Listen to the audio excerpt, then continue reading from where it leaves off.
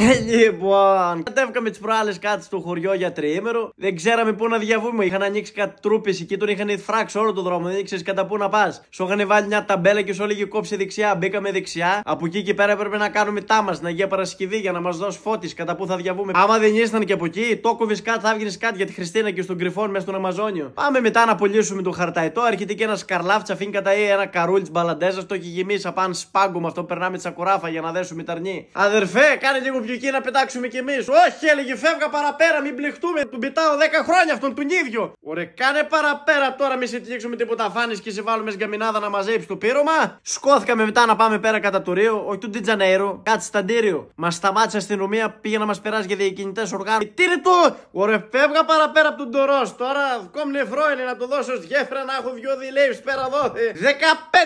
15-40 μπήκαν ποτάκια. Λογικά πρέπει να σε χρεώνει κουρό και δυο ουίσκια. Γαμώ τα χνούδια στην καράφλα Dr. X.